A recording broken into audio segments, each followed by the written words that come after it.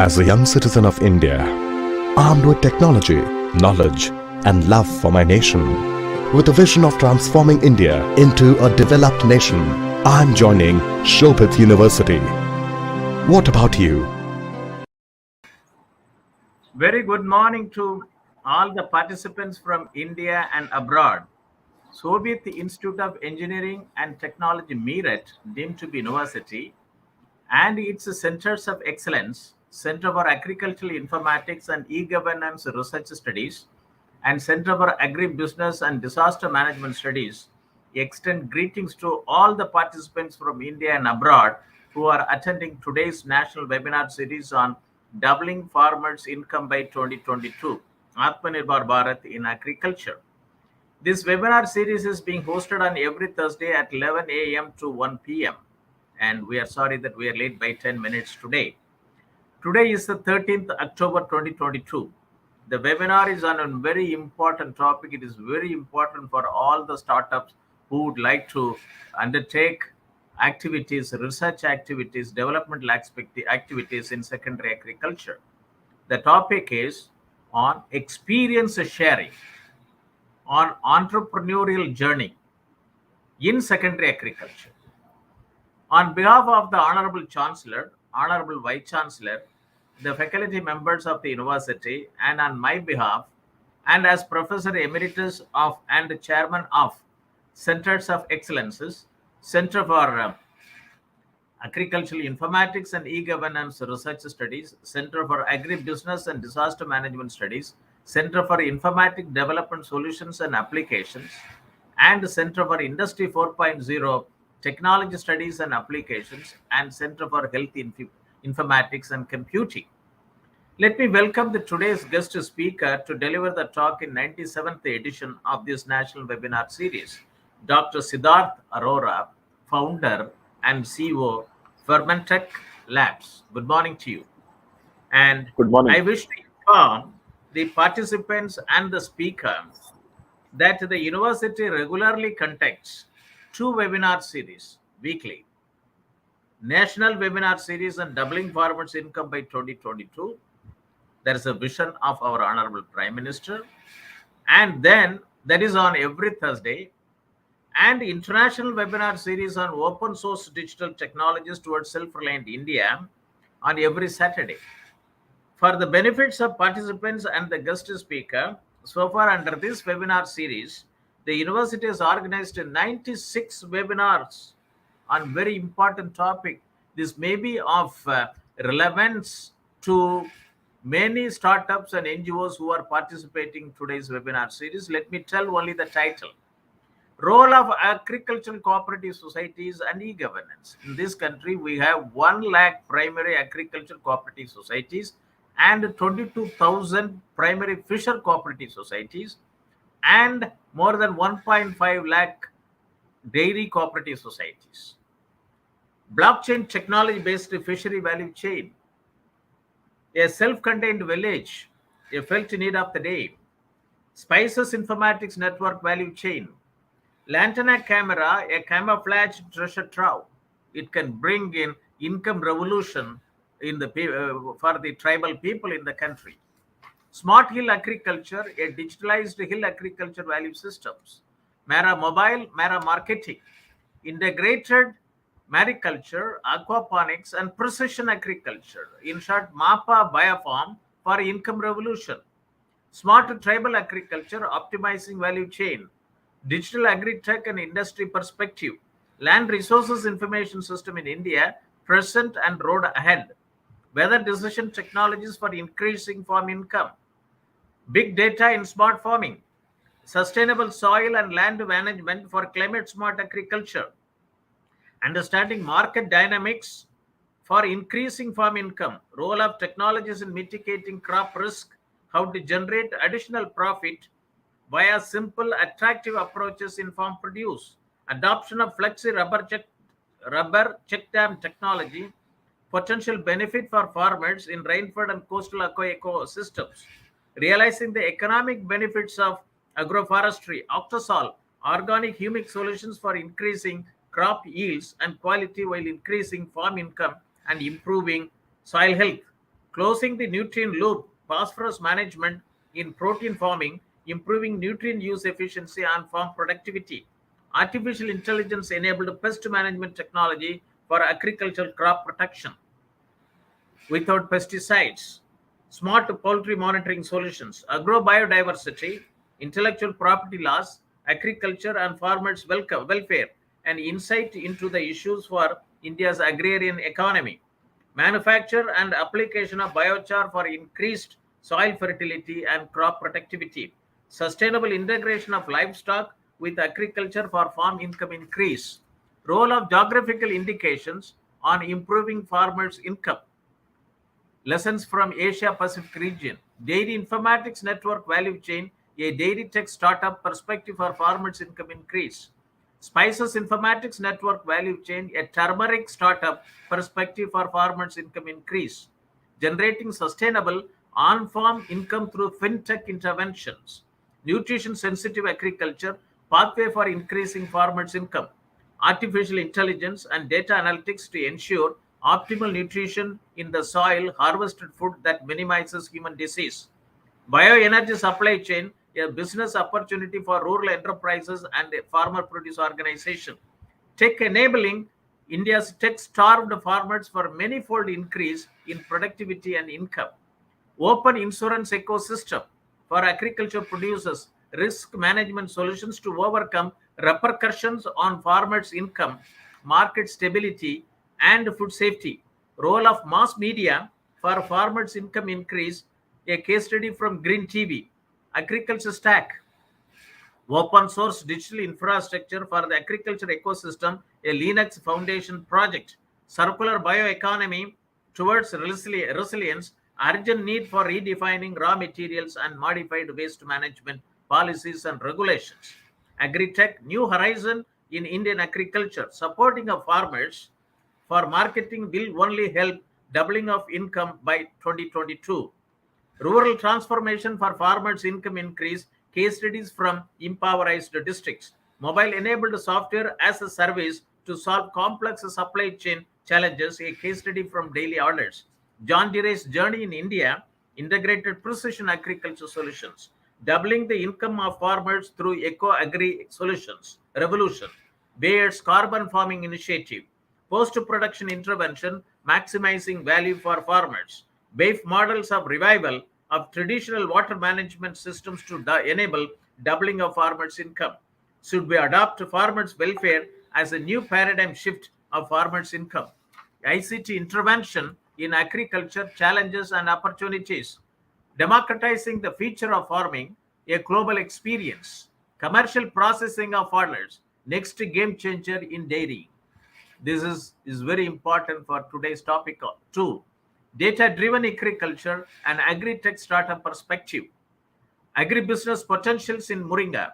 Agriculture income pathways, strengthening links between agriculture activities and nutrition outcomes.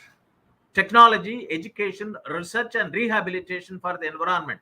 Cultivating dignity for farmers. Model village development program, a case study from Maharashtra.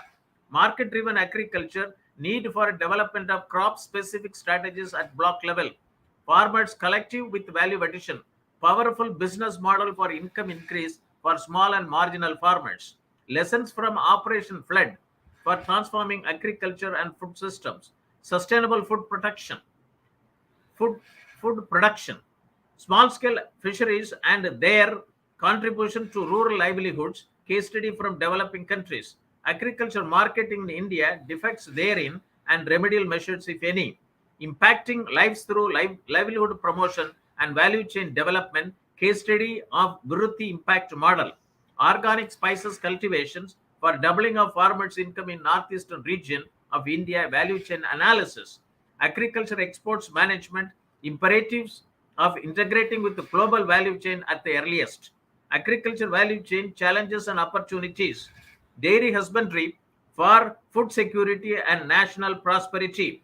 Mushroom cultivation, a way towards self-reliance from agriculture waste and providing nutritional food security to the nation. Mushroom cultivation, way towards self-reliance from agriculture waste and providing nutritional food security to the nation. Subhas Palekar's natural farming, for future of farming rooted in Indian tradition. Vision 2025 Agriculture and Allied Sectors Viewpoint, doubling income of tribal families through value chain intervention on minor forest producer, a case study on custard apple value chain from Udaipur, Rajasthan. Unnati Agri, Internet in farmlands, key for prosperous farmers.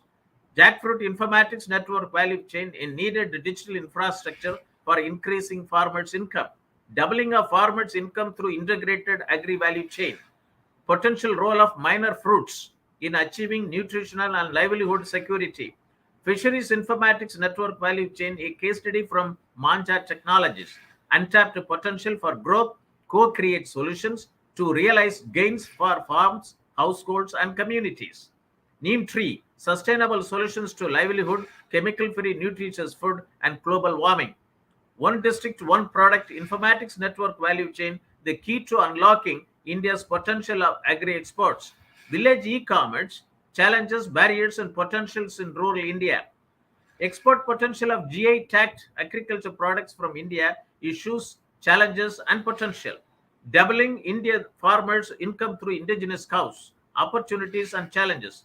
Livestock insurance ecosystem, a necessity for smallholder farmers in India. Innovative future farming, need for design of agriculture.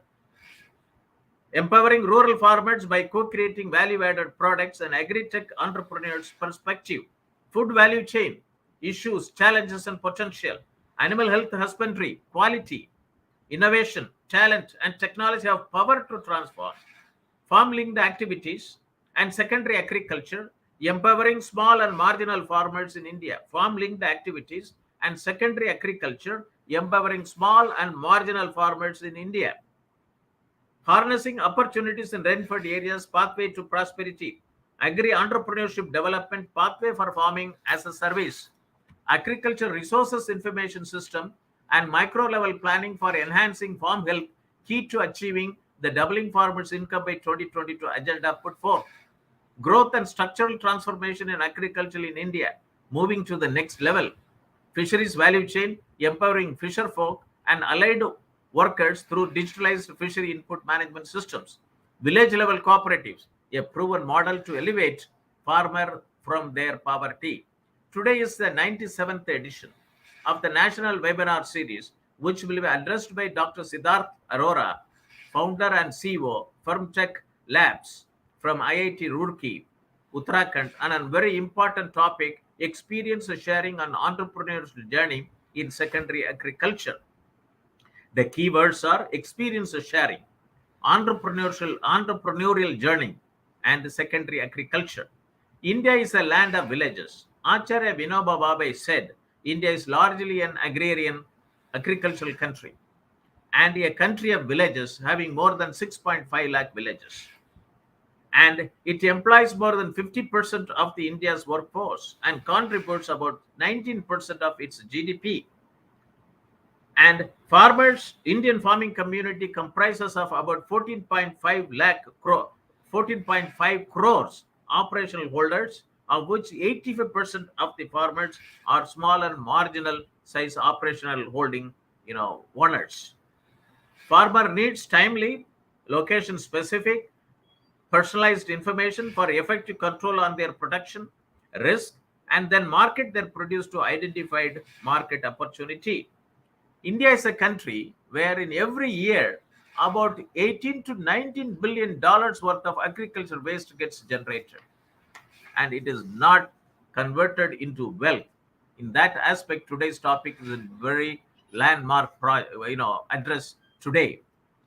And Honorable Prime Minister, in the 7th Governing Council meeting of Niti Aayog, which was held on 7th August 2022, he said in the opening address, I quote, he stressed the need to focus on modernized agriculture, modernized animal husbandry, modernized food processing to become self-sufficient and global leader in the agriculture. And in the closing remark in the evening, he said, states should focus on promoting trade, tourism, and technology via every Indian mission around the world. The states must focus on reducing imports, increasing exports, and identifying opportunities thereof. And I would like to quote the recommendation of the Doubling Farmers Income by 2022, with which I have been closely associated to lead two subgroups, Volume 13 and Volume 11 and Volume 12B. Volume 12B talks about digital technology in agriculture. It recommended 7 measurement programs for digitalization of Indian agriculture. Digital transformation in agriculture through synergization of various central government schemes and state government schemes at the farm level, farmer level, to have smart irrigated farming, smart rain-fed farming, and smart tribal farming. Digitalized agromet advisories and agricultural risk management solutions. Digitalized agricultural resources information system and micro-level planning, facilitating smart village and smart farming. Digitalized agricultural value chain for about 400 agricultural commodities, and digitalized access to inputs, technology, knowledge, skill, agricultural finance, credit, marketing, and agribusiness management, to farmers. And this can promote large-scale agri-tech startups. And digitalized integrated land and water management, per drop more crops. Digitalized farm health management for reduction of farmers' loss. This is an integrated data layer approach.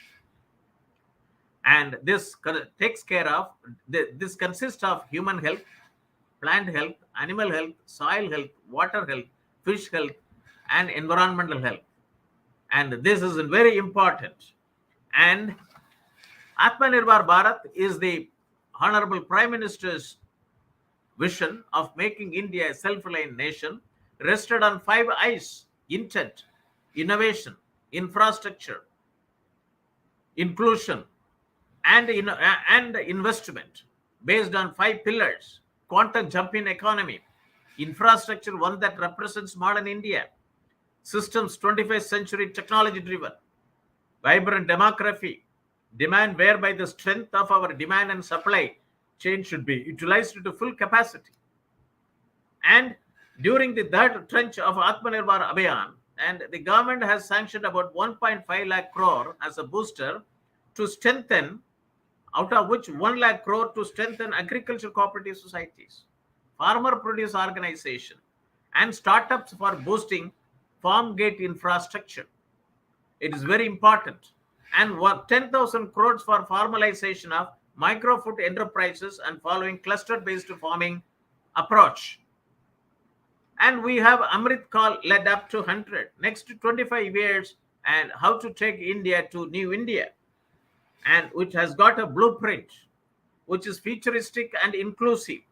This will directly benefit our youth, women, farmer, scheduled caste, and scheduled tribe. And also big public investment for modern infrastructure, readying for India at 100. And we have now National Logistic Policy, which promotes development of unified logistic interface platform. And we'd like to quote what our Honorable Prime Minister said on 15th August 2022. He talked about Panch Prans of Amrit Kaal. One is goal of developed India. Remove any trace of colonial mindset. Take pride in our roots, unity, and sense of duty among the citizens. We have 17 sustainable development goals and associated 169 targets to be achieved that is likely to provide the future we want. Today's topic is related to secondary agriculture and the circular economy. I wish to inform the participants and that under these 2 webinar series, the university has hosted the following webinars related to secondary agriculture and circular economy. Manufacture and application of biochar for increased soil fertility and crop productivity by Shri R.K. Mehta, Chairman Rainfo Bamboo Academy, Hyderabad, and Mr. M.K. Shankar, Founder and CEO of Arsta Eco, Tumkur district, Karnataka. They talked on manufacture and application of biochar for increased soil fertility and crop productivity. And according to the synopsis of this speaker, in India, biochar is a nascent industry. In all the developed countries, farmers have been able to reduce the quantity of fertilizer and pesticides used for their crops, recording substantial savings. Over the last 30 years, many success stories have been recorded by R&D organizations and farmers, such as increased productivity of agriculture and horticulture crops. Can agri-waste be used for the manufacture of biochar to solve the problem of Punjab and Haryana? That is a question which they raised and talked about it. And there is another, very big report from CRIDA, Center for Research in Dryland Agriculture, from Indian Council of Agriculture Research, which I would like to quote.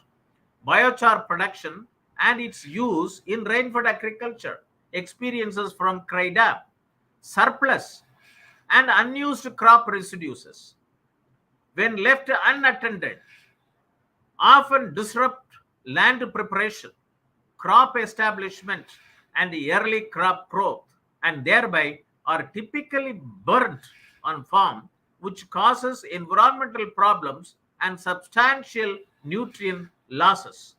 This is from the report of Indian Council of Agricultural Research. Sustainable integration of livestock with agriculture for farm income increase by Mr. Mohanji Saxena, Managing Trustee, Ayurveda Research Foundation, and Dr. Anup Kalra, Director, Ayurveda Limited, Ghaziabad. They, in their talk, and this also has been published as an article, they talked about shifting towards a circular agriculture economy.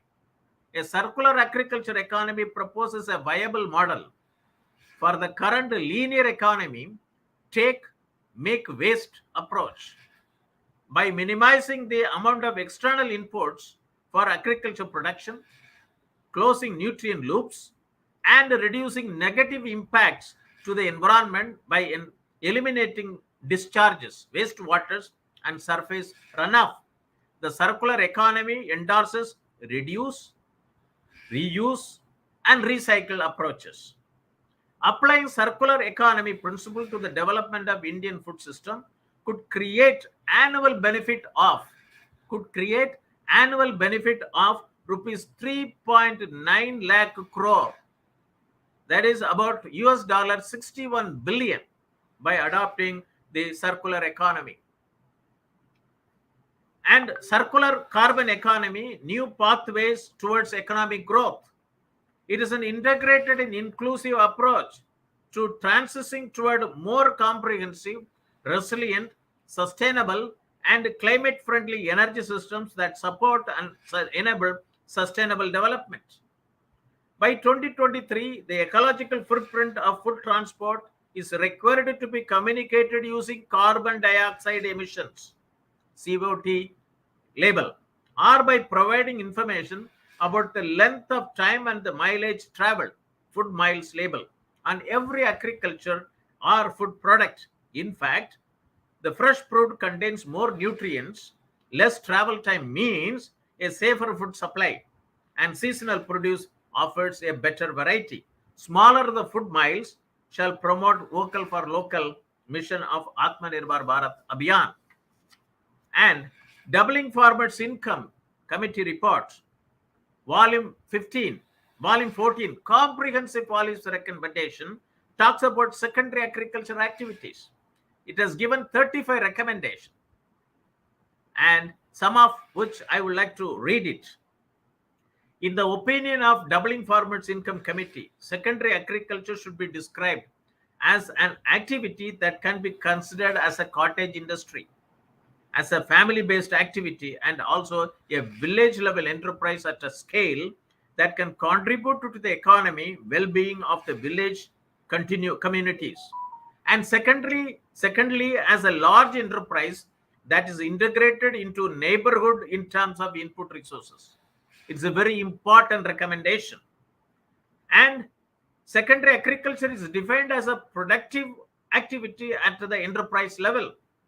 There is need to promote secondary agriculture activities whose outputs can be in nature of either value-added goods or services that help the primary sector actors to capture more value from its primary produce, grain, fruit, vegetable, milk, fish, fiber, etc., and or from the byproducts, straw, stock, biomass, etc. And it brings out various farm linked activities in the backdrop of the importance of income generation in the rural areas, especially activities that are farm related, and the various options that are available to increase the efficiency of factors of production, land, labor, and capital that are currently deployed in Indian agriculture. So, secondary agriculture be recognized. The National Committee on Development, the Doubling Farmers Income Committee report tells that secondary agriculture should be recognized as an important domain of research pursuit in Inspire.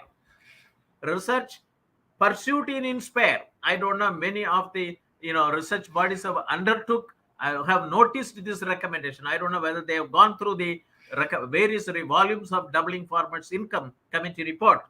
It says that secondary agriculture be recognized as an important domain of research input in Inspire, innovation in science pursuit for inspired research program. It's a major recommendation, and this is where today's topic is very important. Secondary agriculture is an independent and important field of work that bridges primary agriculture with other economic sectors. All the three departments of Ministry of Agriculture and Farmer Welfare, Department of Agriculture Cooperation and Agriculture Cooperation and the Farmers Welfare, Department of Animal Husbandry, Dairying and Fisheries, and the Department of Agriculture Research and Education may create a division on secondary agriculture. And then another very important paper which talks about production of enzymes from agricultural waste and their potential industrial application. This is written by Bharati Raja, Surya, Krishnan, Manivasagan, and Kim, and it is published in a very important international journal. And I would like to quote from their abstract 2 or 3 sentences relevant for this topic. Enzymatic hydrolysis is a significant technique for the conversion of agricultural waste into valuable products. Agro-industrial waste such as rice bran, wheat straw, sugarcane bagasse, and corn cob are cheapest and plentifully available natural carbon sources for the production of industrially important enzymes. Innumerable enzymes that have numerous applications in industrial processes for food, drug, textile, and dye use have been produced from different types of microorganisms from agricultural waste. Utilization of agricultural waste offers great potential for reducing the production of cost and increasing the use of enzymes for industrial processes. And most agricultural dependent countries need to focus on reuse of agriculture and agro-industry waste for more economy. Another paper talks about it. It is not only increase the economy of local farmers, but also the economy of the whole nation. So the utilization of this waste decreases the import of fossil fuels and other agro-based fertilizer. As per the website of Fermentech Labs, I gone through the website. I thought that for the benefits of the participants, I should tell their mission and vision. Their vision is to produce high quality industrial enzymes through our innovative technology and contribute towards circular bioeconomy and farmers' prosperity. And their goal is to become pioneers of circular bioeconomy. I also introduced and also defined and talked about circular bioeconomy, wherein agro-industrial wastes are transformed into value-added products with zero waste. And I respect and salute their vision and goals.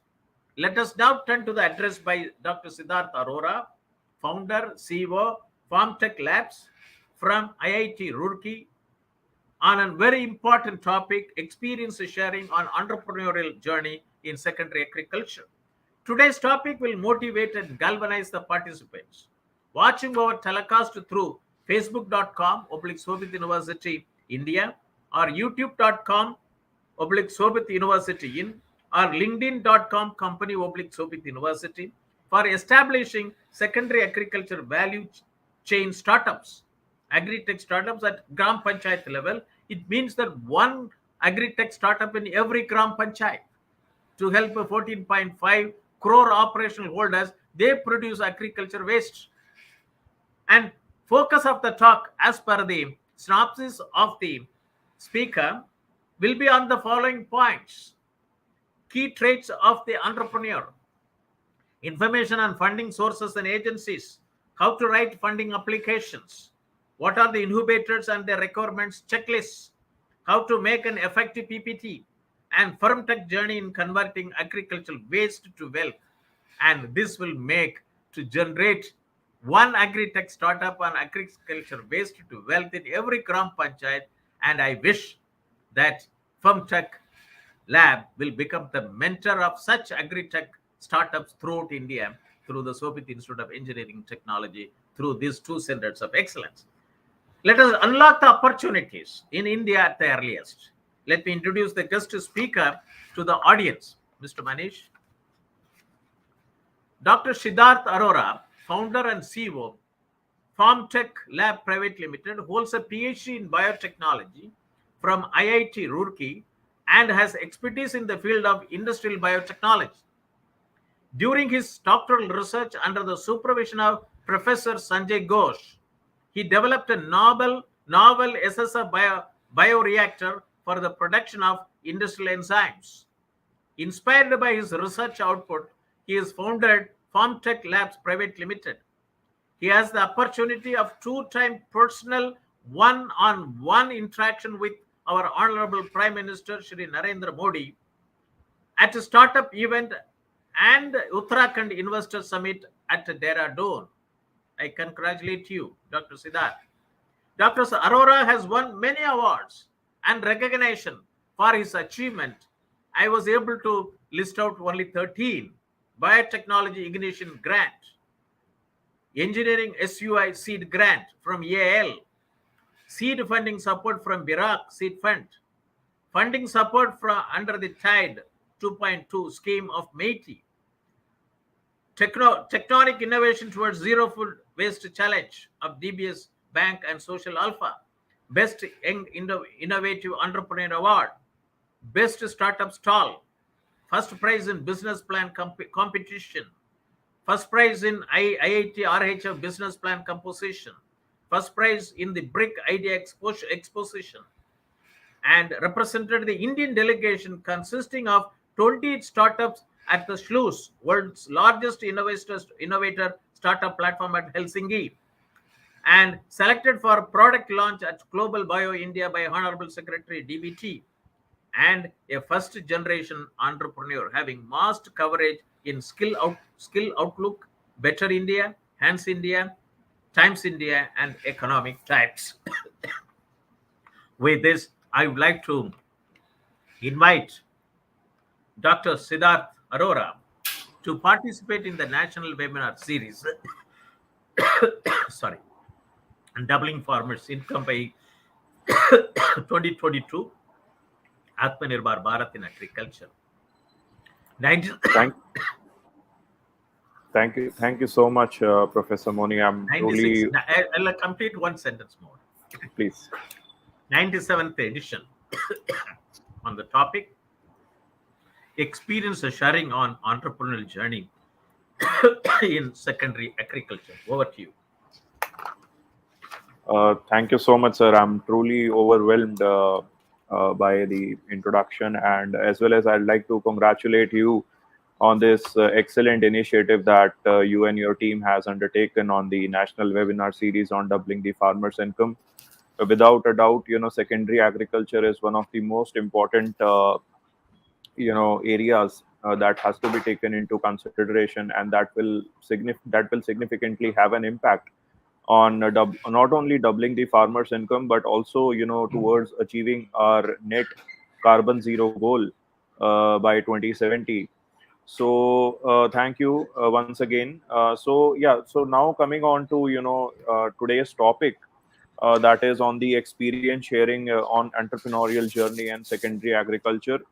So my address is basically towards the young students, young innovator, and who want to be entrepreneur, who want to undertake this journey. So I'll be over the next 60 minutes, I'll be sharing my experiences throughout this last 5 year journey. uh, so just to give my brief introduction, so I'm a BTech in biotechnology from Visvesvaraya Technological University, and this was followed by MTech in industrial biotechnology from NITK Surathkal. And then I joined IIT Roorkee in 2011 for PhD in biochemical engineering. And from 2017 onwards to till date, I am heading Fermentech Labs Private Limited, which is working in waste to wealth sector and is incubated at the TIDES Business Incubator, IIT Roorkee. So we are a team of 10 people at this point, and we started with a bioreactor, of 0.75 kg, uh, during my PhD studies, and now we are, demonstrating the technology at a pilot scale of 150 kg, and we have plans to, move on to 4-ton capacity bioreactor by next year.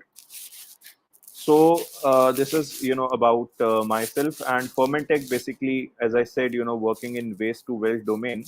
During the later part of the session, we'll be, having a deep dive into what Fermentech actually does, how actually we are, transforming these waste into high value products like enzymes, prebiotics, and fuel pellets.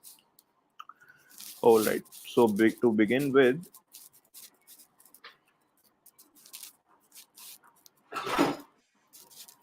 so I hope you are able to see my screen. All right. Okay, so let us interact today. And should you have any questions, please feel free to drop in the chat box. So I want it to be an interactive session. I want it to be a learning session rather than a traditional presentation. So let us interact on incubation. What is incubation? Are you ready for it? Then what are the funding sources? What are the stages and the ticket size that come along with it? So we'll also then discuss on few of the entrepreneurial traits. Then we'll discuss something on a workshop which you help you identify the sweet spot of entrepreneurship. And then we'll come down to case study, Fermentech case study. And finally we'll discuss on the pitch deck, how actually you should prepare your pitch deck. Okay, so when you are looking for incubation or when you are looking for entrepreneurship, there are certain questions that you need to ask yourself. So I term it as a press model. So by press model, I mean whether you are solving a genuine problem or not. Very important is to first do the market research, do the literature review, whether you are able to solve a genuine problem or not. Then is the revenue, whether the problem that you are solving will result in a business model or not, whether it will generate revenue either for farmers, either for business. So the business model aspect to the your entrepreneurship is very important. The next comes entry barrier. By entry barrier, I mean that whether you have a protection, whether you have a legal protection for your innovation. How would you prevent copy of your solution that you are giving into the market? That is very essential. Then comes scalability. Say you are offering a certain solution, whether it is scalable or not. if you're doing, certain, say, solution, if I'm doing it in a 150 kg bioreactor at this point, whether I can, translate it to 100 tons or 1000 tons or not. Scalability very important. And finally is the size of the market. How big is the size of the market? So whether it is in, $10 billion, $20 billion, if it is a $20 million market, then, you will not find investors supporting or, funding your innovation. So this press model, you have to, take into consideration whether you are at an ideation stage, whether, you have a prototype, whether you have a final MVP, or even, you have a final product which is out in the market. So you have to do this, iterative exercise every time, and accordingly you can, fine tune your strategy. So I'd like to give you an example. Say if I'm talking of secondary agriculture, there's a, lot of, agricultural waste that is generated in our country. More than, I think, 300 million tons of waste generated every year. And we all know that, it is a very burning problem. So you will see, now October, November, there will be a lot of paddy straw burning, and that will actually results in deteriorating air qualities in our city, especially in North India. So the problem is there, right? You have already tick marked the P in the press model. The problem is there of the disposal of agricultural waste. Likewise, there are hundreds and thousands of tons of waste coming from industries also. You talk of fruit juice plant, you talk of potato chips, coffee industry, palm oil waste. There are so many industries which are generating these wastes, and either it is, being landfilled, or either it is, being incinerated either in the open or in the boilers. So that is again a pain point for the industries. So where I'm coming from in Uttarakhand, there is a big problem of, pine needles. Every year around March, April, you have these forest fires across Uttarakhand, and there's a huge loss to flora and fauna. So the problem is very genuine. All right. Now it is up to us, up to, biotechnologists, up to the agricultural community, researchers, scientists, that how to, translate that agro waste into something value added product. So if I, take an example of industrial biotechnology, we can, root this agro waste. We can consider this agro waste actually as a raw material. As Professor Moni also mentioned that, these certain microorganisms can be used for the transformation of these agro-industrial waste into high-value products like enzymes, prebiotics, specialty chemicals. So there is a huge market, existing market for enzymes, for prebiotics, for specialty chemicals. So the business model is already there. Now comes the entry barrier. Now whatever technology that we are using, do you have a patent? Do you have a copyright? Do you have a trademark to prevent somebody else copying your idea? Okay. Then the scalability, the solution that you're offering, the bioreactor that we are offering, it has to be scalable. This I've already mentioned. And finally, the size of the market. I must tell you that, industrial enzyme market today is around $10 billion, and specialty chemicals and, biochar, which Professor was earlier mentioning. So it has application, to be used as a fertilizer. So the size of the market is huge. So this is just one example, that I have given you for secondary agriculture. So this press model, you can, adapt to different, technologies, to different solution, to verify and to validate whether, you are tick marking all the boxes. So once you are tick marking all the boxes, that means you are ready for the next step. You are ready for the incubation. So I hope you understood the press model, and please feel free to, drop down any questions if you would have. So next we are coming on to the funding sources.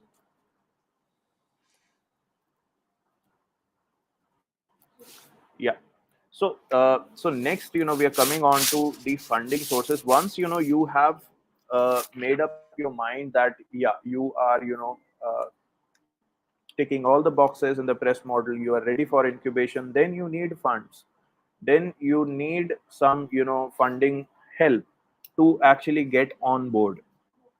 So there are basically three stages. Initially it is the help is from the family, friends, and your relatives, because they know you the best, and they may sometimes help you with certain quantum of a fund, maybe 20,000, 50,000 rupees, so that it enables you to develop a prototype. I don't even call a prototype, but a prototype. Prototype is something you develop, or you write down your ideas on a piece of paper. You interact with stalwarts of the industry, experts in the industry, and you ask them whether the my press model is okay to go ahead with or not. So this help actually it begins with the family, friends, but in the early stage, the most important stage is the government funding, and the best way is to get incubated. There are a lot many incubators nowadays across the country who are helping young innovators with programs of DST, DBT, MIT, PSU, and even some incubators also help on the industrial collaboration. There's a program for DST called Global Innovation Technological Alliance, GITA, which enables you to partner with like-minded startups across 9 countries. So and these schemes they enable you at a very early stage, even at an ideation stage. You have Nidhi Prayas of DST, which gives you a ticket size of 10 lakh rupees just to validate your idea. There is Sparsh program for Department of Biotechnology. There is Tide 2.0 of MIT. So there is no dearth of opportunities to help you develop your prototype, or validate your idea, right? So this is and there are certain advanced level also. For example, biotechnology ignition grant, so it offers funding of close to around 50 lakh rupees. Then there are triple SDST schemes. Again, there is a ticket size of 25 to 50 lakhs. So once you have validated your idea, then you can apply to the advanced level also, where you can actually develop an MVP, the minimum viable product.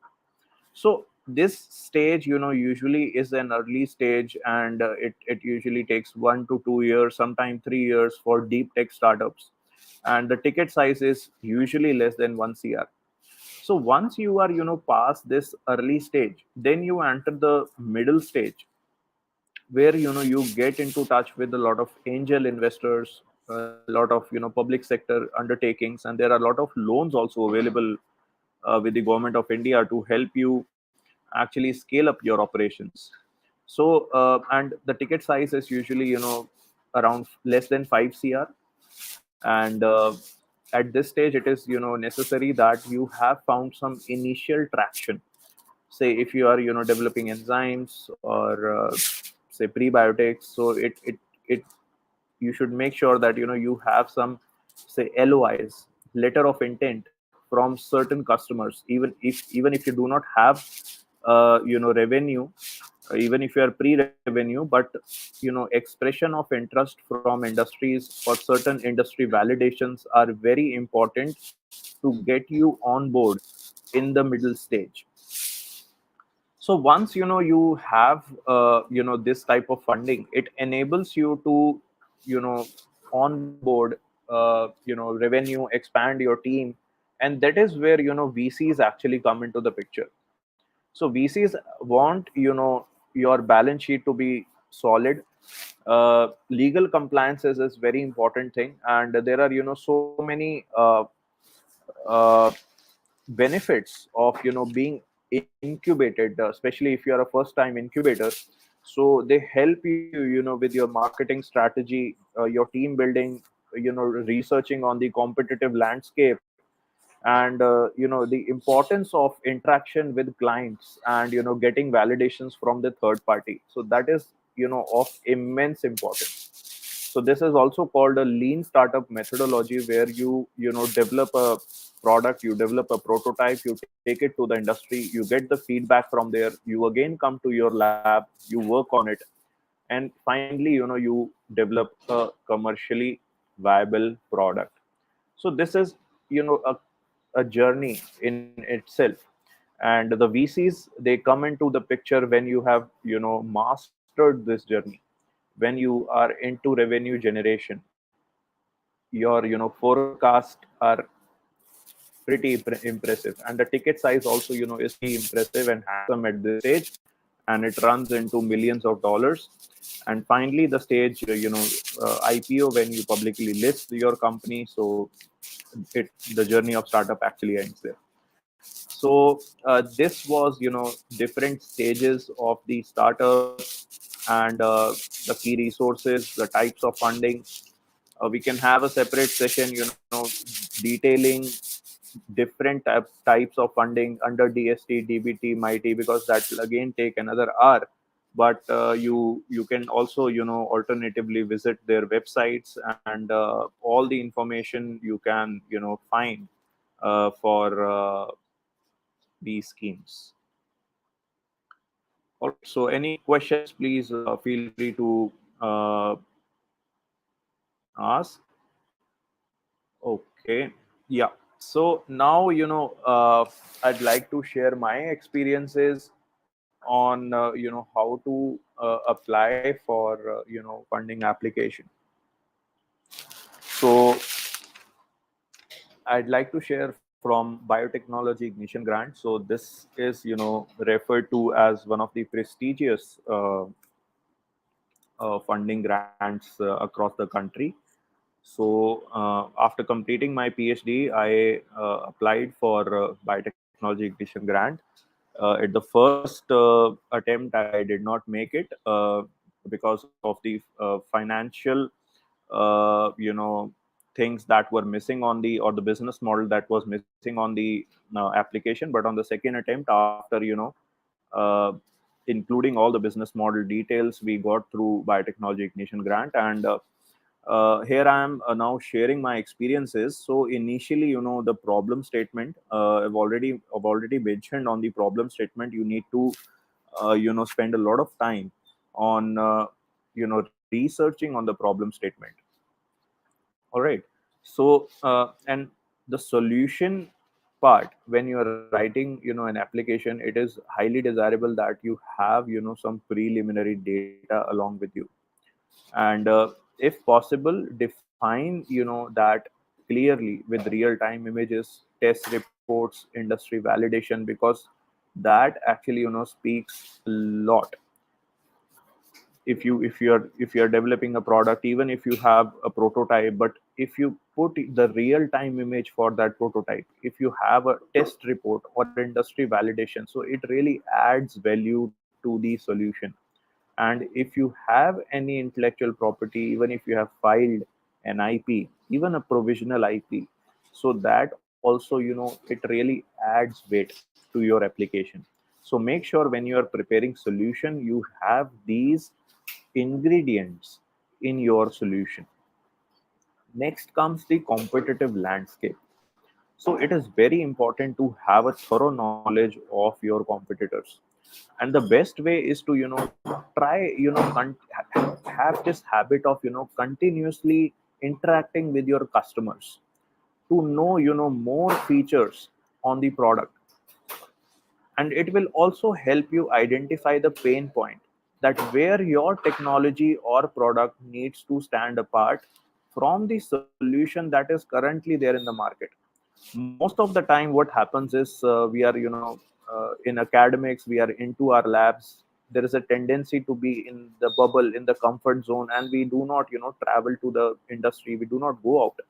But you have to break that shackles, and that is the step one, basically, for entrepreneurship. You have to swallow that bitter pill initially, to know what is there in the industry. And this is true for everyone. Even when I was doing my PhD, so we just concentrated on we have to get the best yield, nothing else matters. But when we took that enzyme into the market, so we found that the thermostability is the prime issue. The enzyme has to work at 90 degrees Celsius. So, and therefore we have to shift our strategy. Some time was lost. So initially you have to understand the pain point for the customer, and accordingly you have to develop the product. So this culture is very important. And next comes the value proposition. You must know the end offering that you are providing. And in circular economy, we have multiple products that can be derived from the same raw material, so it adds to your value proposition. And then you should have thorough knowledge on the business model. You should have basic knowledge on the finance aspect, how the cash flow will look for your business, and what would be the expected break even time. See, you're asking funding from an agencies, and it's a taxpayers money, and you're asking into lakhs and lakhs of rupees. So they want to know whether you understand business or not. So you need to be acquainted with few terms in the business, like what is capex, what is opex, what is EBITDA. So these are certain terms which you should know. What is nopad, so that it should not give an impression that you are a novice, or that you are just associated with the technical aspect. The same thing that happened with us during the first time when we were applying for big. Then we went to the management department here at IIT Roorkee. We got associated with students, MBA students, and there actually the flow of knowledge began. We got to know of these terms. We got to know our go-to-market strategy, our customer acquisition strategy. So it's very important to interact again. And you are coming from an academic institute. You have a good alumni base, who are some of the people who may be into industry at a very good position. So it's also very important to interact with industry experts. I would highly recommend use databases, alumni databases. Use your LinkedIn to connect with them. To all this thing will actually help you in fine tuning the applications. Then comes the market research. See, the steering committee across these schemes like big, DST, DBT, they have a very executive and very in detail steering committee. There are experts from technical, finance, legal, industry. It's a complete mix. And and we just cannot bypass that with claiming any number of our choice. That number has to be backed by scientific and market evidence. So you have to spend considerable time researching the market to claim on the number, on the size, as well as on the projections. You have to understand whether it is a concentrated market like Enzymes, or whether you are entering a niche market. Say you are making certain specialty chemical from lignin, from agricultural end residue. You should have that knowledge. And the market research will also tell you a lot about your competitors. So very important aspect is on the market. And then is on the interaction with clients and third party. I've talked earlier also that this is the most important thing. Especially for me, this has helped us actually developing the product. And if you have a third party validations for the product or the process from the industry, I can guarantee you that you will make through that application. So just follow this religiously. This is the holy grail of entrepreneurship, that you have to go to the customer, validate your product. Initially there will be a lot of setbacks, but eventually it will give you the success. Then finally, is the team. So I would highly recommend that you go for diversity in your team. Say if you're developing a product, and all the say there are three co-founders, all the three co-founders are from biotechnology, so it does not make sense. You can be good friends, that's okay, but you have to have interdisciplinary ingredient in your team. One of the co-founder has to be from the marketing side. One of the co-founder maybe is developing a product, uh, you know sorry, one of the product in a different domain. So there has to be a mix, and always try to bring your core team for the interview. If you are presenting in front of a executive steering committee, try to bring all the co-founders, all the founders for the interview. Okay. And I would highlight two more things. You should have a strong academic mentor, preferably who has a very distinguished profile, or a very experienced profile, or being associated with some premier institute. So this sometimes offers you an unfair advantage sometimes, but that is actually very important. And equally important is to have a business mentor also from an industry. So this becomes a complete package, that your team is now ready for funding. You have marketing business mentor to guide you on the business aspect. You have an academic mentor who will actually fine tune the technological parameters, and you have a diverse team, you have a marketing partner. So it's a complete story that you want to go with when you're asking the funds. So these were, some of the traits for the application that you can consider. This is just, I've just noted all these points based on my personal experiences while applying to these applications, and you may consider them while you're applying for certain funding. All right. So, yeah, please, any questions at this point, you feel free to drop in It the is, chat box. it's very clear because it is coming from your practical experience, so that you are not leaving any point to be for to raise a question. You please carry on. Okay, excellent, excellent.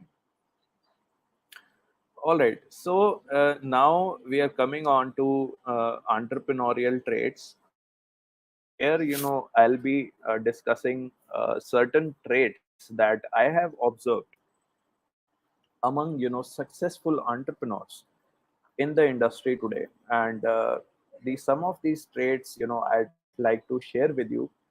Maybe sometimes there are certain traits you can discover within yourself, or you, if you are looking for a co-founder, then you can see for those traits in your co-founder to as to develop the team. So first one is, an entrepreneur is always open to a different perspective.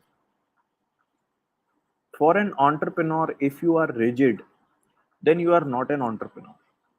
Please be very clear on that. Say, if I ask you, say, what is the opposite of red? So somebody may say opposite of red is green. If somebody Dr. is looking at, Arora, Dr. Arora, is there any echo coming from your side? A lot of sounds are coming. Just if anybody is around having their yeah, systems, yeah, ask them yeah, yeah, to yeah, mute yeah, the yeah, mic. just yeah, just Okay. just Okay. just a second, just a second. Some response has come from participants.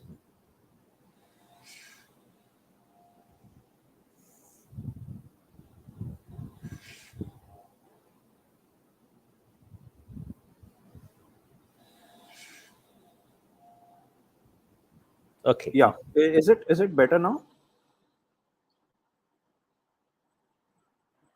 Okay. Okay. So the first thing is very important is to, you have to be open to a different perspective. I was saying that, if someone asks you what is, the opposite of, say, red, say somebody may say green, somebody may say DER, somebody may say violet. See, all these three things are right. If someone, is standing at a traffic signal, the opposite of red is green. Somebody is writing RED, opposite of red is DER. If you're looking at a rainbow, the opposite of red is violet. So consider these three persons to be your customer, and you are coming up with a solution called red. So it depends what your customer needs. You're getting my point. What your customer needs. Well, if your customer is at working at a traffic signal, so he needs green. If he is working, say, something like making a rainbow or something, that is violet. So this is just to tell you that you have to be open to a different perspective. You should not always emphasize, no, this is my solution and this is always correct. It depends on the customer perspective. If I am giving an enzyme, it may be that he does not require a very high yield. He requires very good thermostability. He requires a very good pH tolerance. So it all depends on the customer perspective. The product may be same. I am producing amylase today. I give amylase to the textile industry. I also give amylase to the food industry. But the textile industry amylase has to work at 90 degrees Celsius, whereas the food grade amylase will work at 50 degrees. So I have to tailor made my product as per the customer needs. I cannot say that this amylase working at 50 degrees Celsius is applicable everywhere. So I have to be open to a different perspective. That is rule number one for the entrepreneurship. And with it comes the customer centric approach. You have to develop your product based on what your customer is seeking from you, not what you are providing. It also helps you add product lines.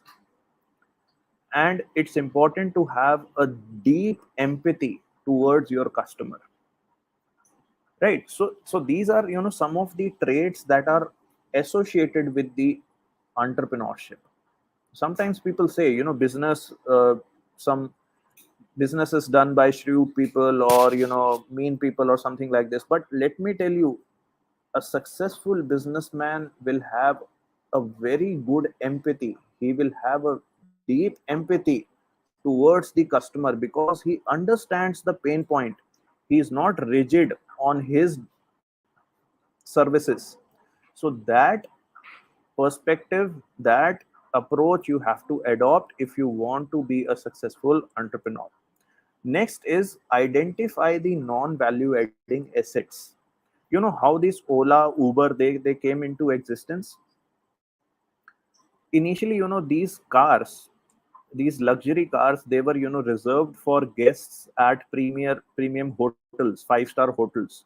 But some smart people observed that only 25 to 30% of the time they are being used. 70% of the time they are not being used.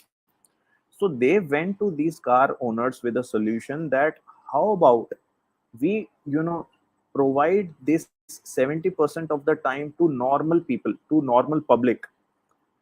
And they were very happy because they were anyway losing business for the 70% of the time. So what these people did was they identified the non value adding assets and they monetize it without having any inventory. So likewise, there are lot many resources in our country. There are lot many capital resources. You go to IITs, ISCs, premier institutes, there are lot many equipments that are not being utilized to their full potential.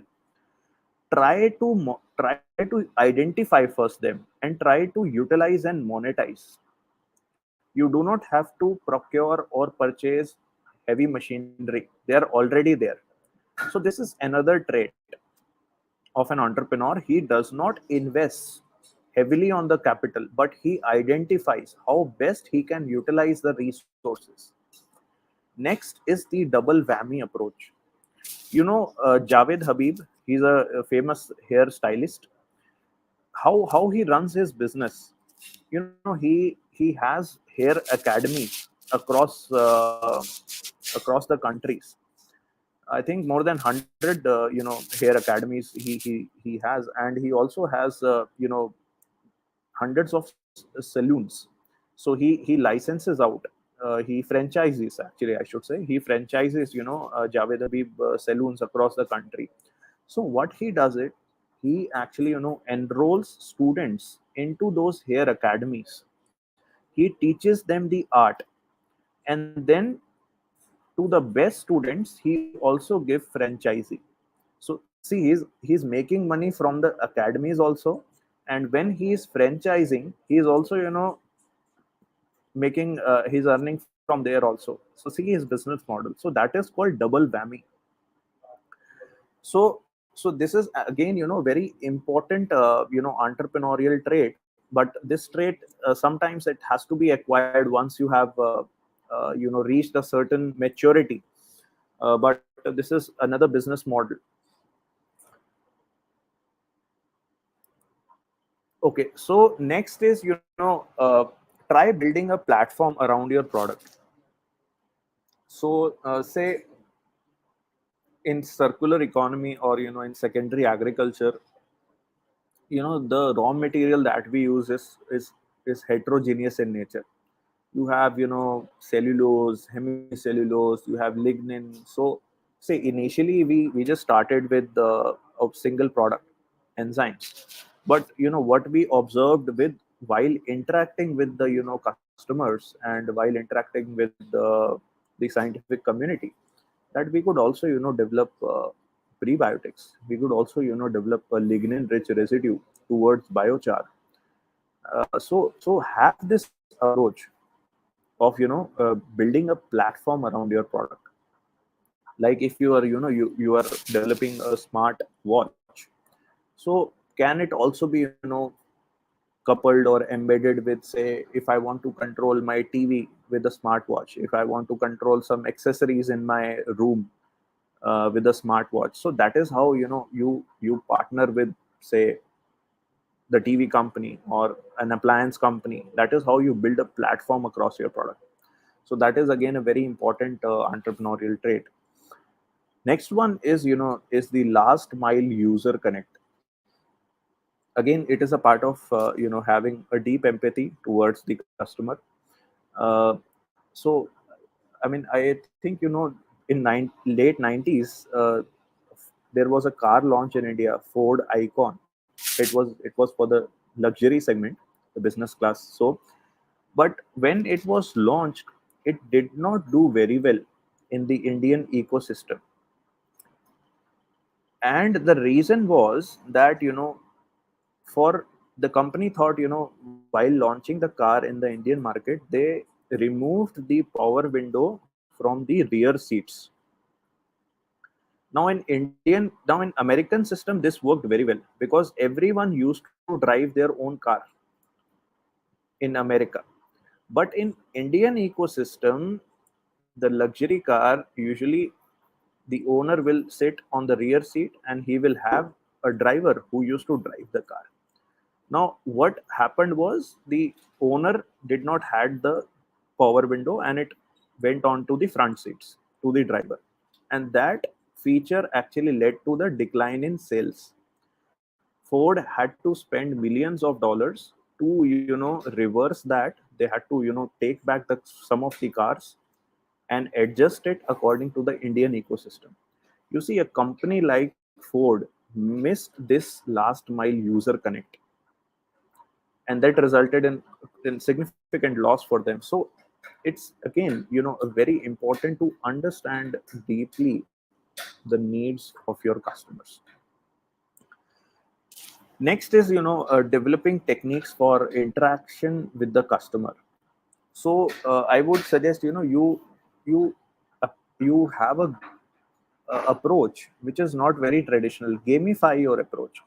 Say if I'm sitting in IIT Roorkee and I want feedback from say 500 students. If I mail if I do mail to everyone, I would hardly get 10 responses.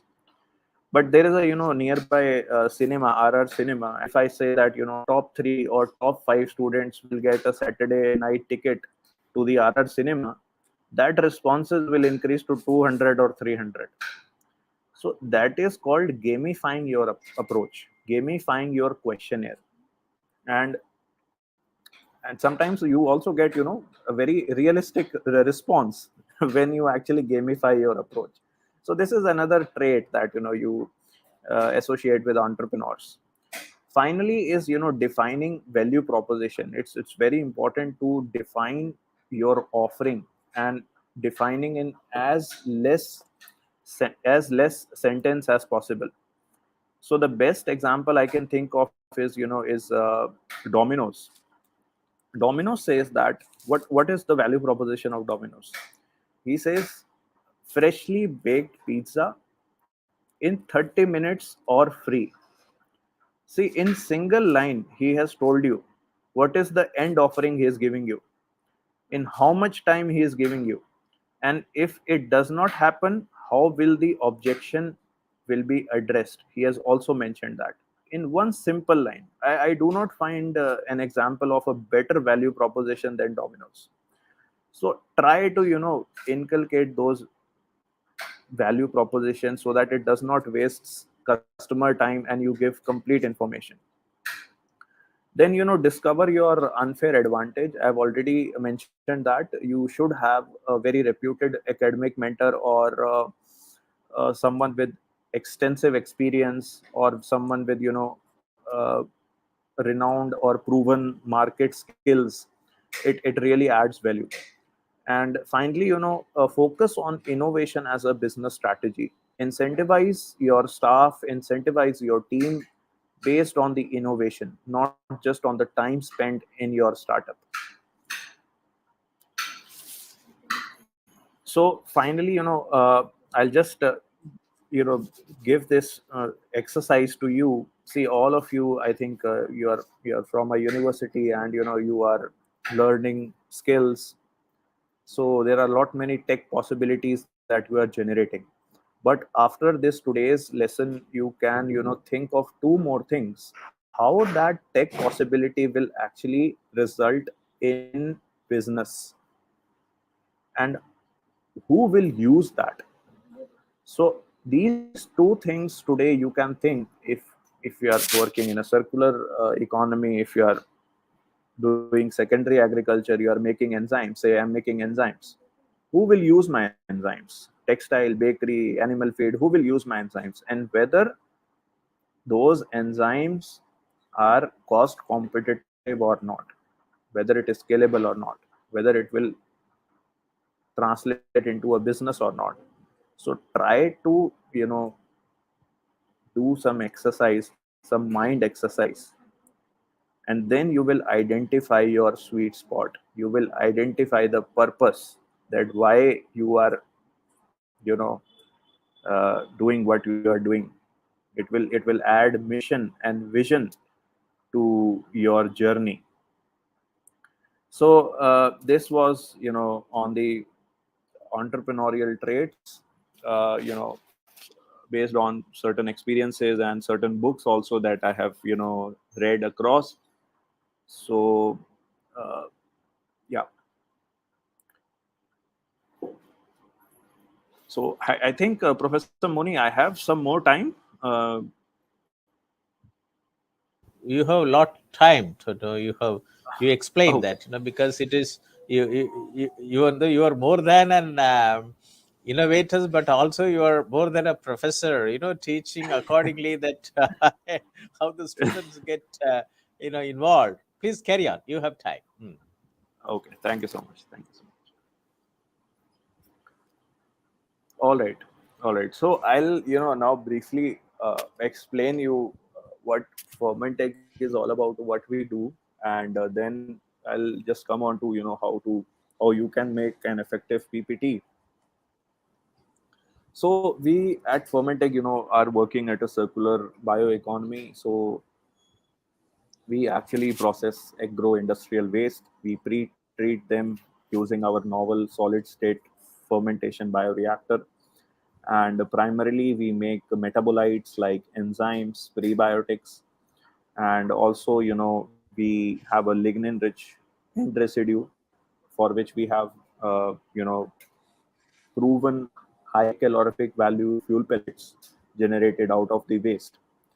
Also, we have a rich sugar rich stream coming out, so we try to valorize the agro waste as much as possible.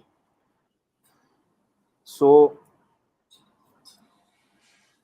so i'm i'm just coming on to some of the products that we have. You, j- uh, just to show One, the previous slide, this also. Just go through one after another. It will be very nice. yeah, Previous one. yeah, yeah, yeah. So like this is how we do it. Some of the agro waste that we have, and we just grind it, we pre-treat it, and then we do fermentation in our system, and from that actually we are able to generate enzymes. And we also have a lignin rich residue from which we make high calorific value fuel pellets. Alternatively, we can also make biochar, uh, and that can be used as a fertilizers in agriculture. And there are a lot many other applications also. uh, we tested it in production of this sodium ion batteries also for automobile vehicles. So and there's a lot sugar rich stream that is coming out that can be valorized for production of, say, bioethanol or algae production. So I mean, it's a gold mine. The agricultural waste, you do not consider it just as a waste. It is it is a gold mine, and it just depends on how best we can valorize those agro waste into products of industrial importance. So some of the products I'd just like to mention that we have now commercially launched using these agro wastes. So one of them is pectinase. So pectinase is an enzyme which is widely used across fruit juice clarification, wine clarification. It is also used in textile industry for bioscouring, as well as in aquaculture, as well as in wastewater treatment.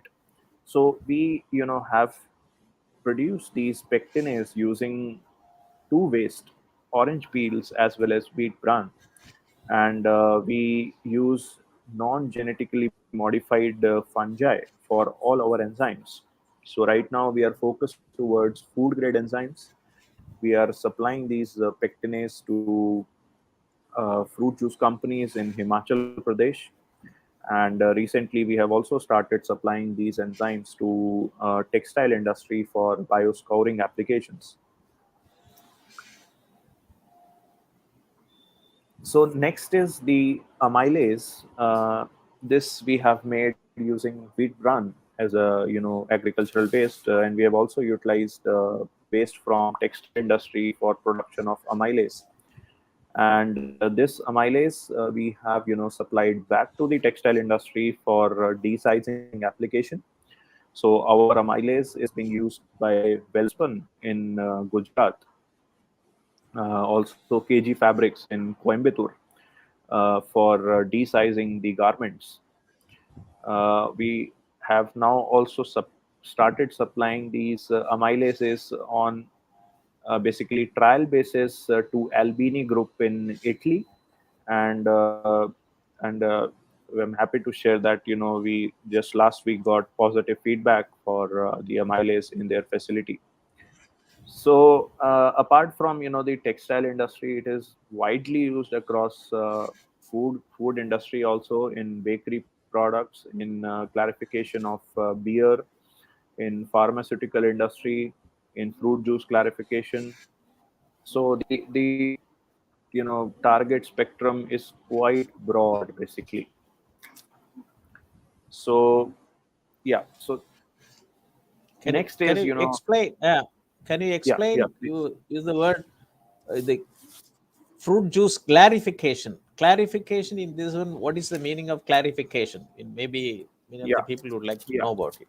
yeah, definitely, definitely. Just give me 2 seconds, please. Just give me 2 seconds.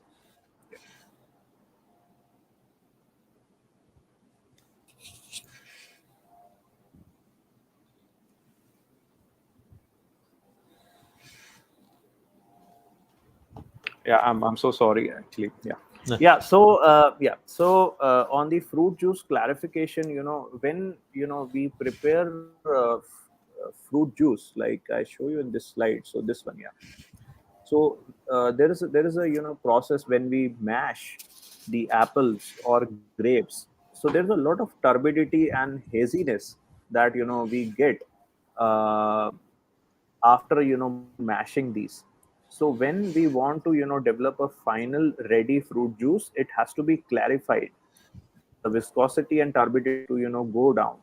And that is where these enzymes called pectinase, which targets the pectin component, which causes the haziness.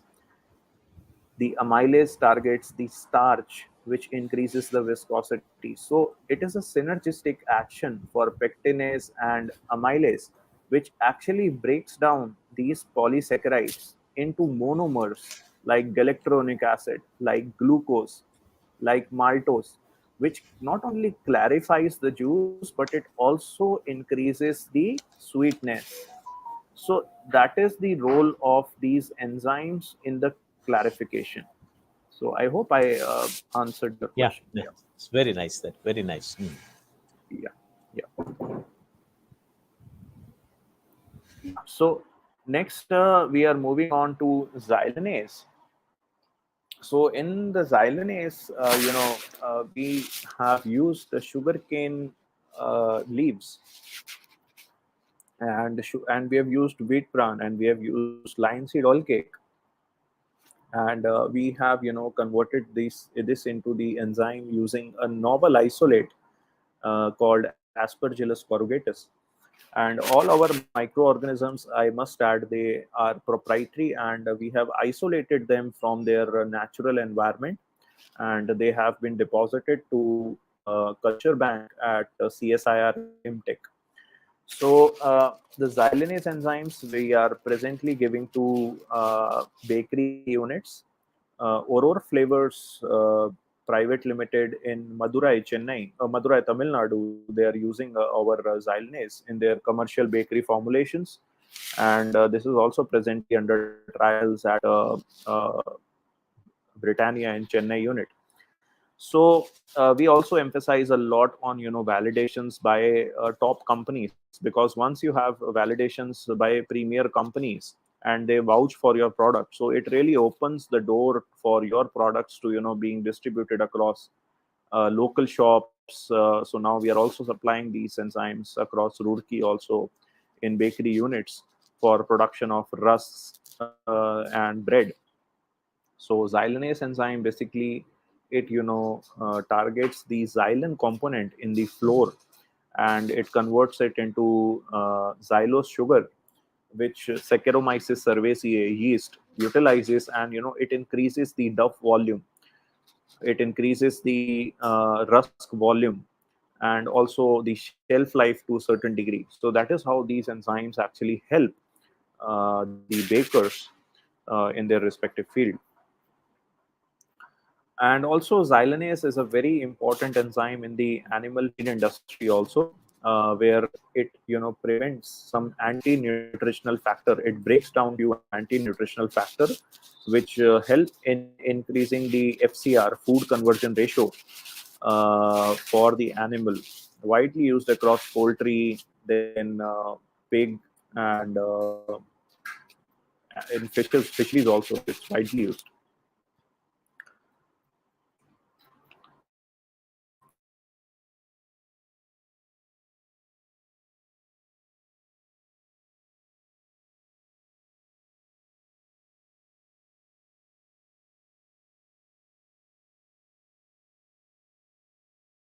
Hello. Is it got stuck up?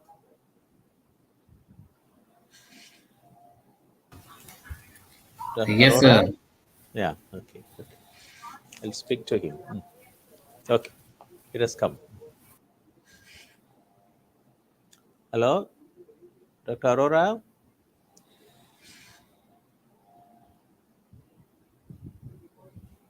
Hello? Hello?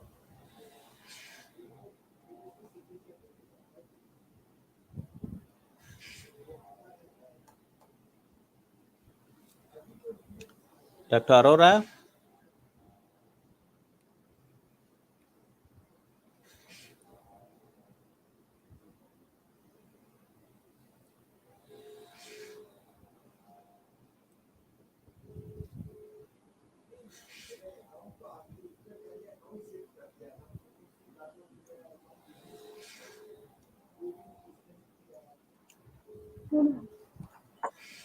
Hello, it got stuck up. Yeah. Yeah. I think It, there was some it got snag in stuck up the with network. cellulose. You can go Yeah, start with. yeah,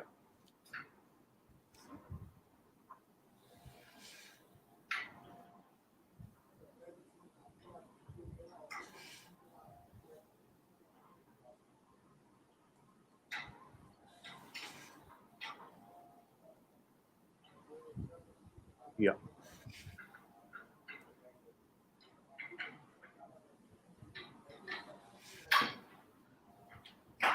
Yeah. Uh, So next, coming on to cellulase, a very important enzyme for the biofuel industry. There's a lot of emphasis from the government to generate bioethanol using agricultural residues. And cellulase and xylanase are two enzymes which will have a major role to play. But at this point, the cost of production for these enzymes is a bottleneck for successful translation or production of bioethanol from agricultural base. So we have been able to produce cellulase enzymes from pine needle waste using again a non-GMO Trichoderma resi, and this we have tested it for textile industry, for biopolishing. We have also tested it for fruit juice processing, and at this point we are working to further cut down the cost so that it becomes applicable in the biofuel industry. Given the amount of agro waste in our country, if we are able to considerably bring down the cost for these enzymes for production of bioethanol, so it will be a complete game changer. Imagine you are reducing dependence on crude oil. It is through technology we can bring down the production cost down. At this point, all across India, we do not have enzymes which are cost competitive so as to use it for biofuel. So this is one area which I'd like to highlight to the audience that you can take up for this very vast uh, field, but with great opportunities. Yeah. All right. So these are some of the products that we have developed, and we have been active over last 4.5 years. Even during the pandemic we did not go home. We argued with the institute authorities to allow our interns as well as our staff to continue working in the campus, because we consider it of great national importance, this work. And there's a lot of taxpayers money that it is involved in this. So we have worked tirelessly across 4.5 years, and we have collected important documentations regarding isolation and characterizing of our microorganisms. We have screened more than 25 agro wastes. We have optimized various parameters. We have optimized various media constituents. We have made endless trips to fabricators to to better design and operate the bioreactor. We have also made endless trips to our customers, to the users of these enzymes, to test its efficacy. Let it be apple juice clarification or in textile. We have traveled to all the way to Madurai. We have also traveled to high altitude regions in Chel. So a lot of exercise has also been gone there.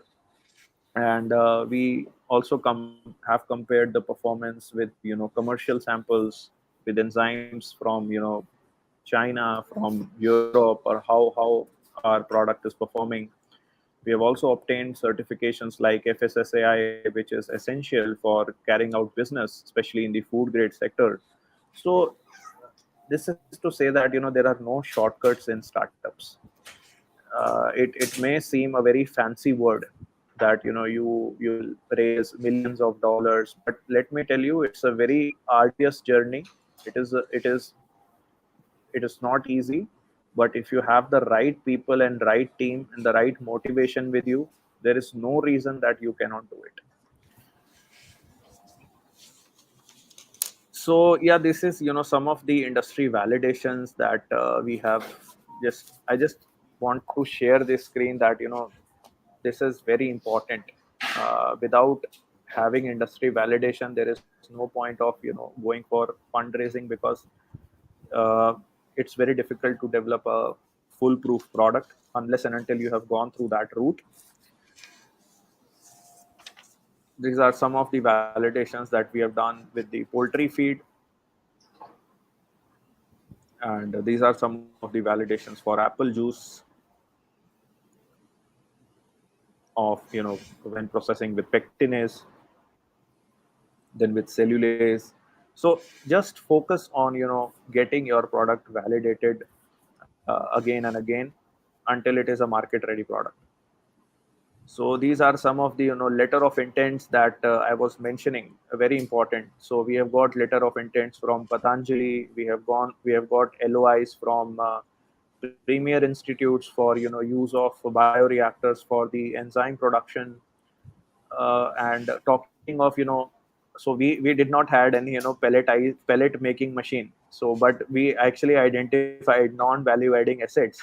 So there was a company in Ludhiana, so we utilized their facility and we got the pellets made. And this is how you have to go about it, because the whole setup sometimes may cost you more than 1 CR.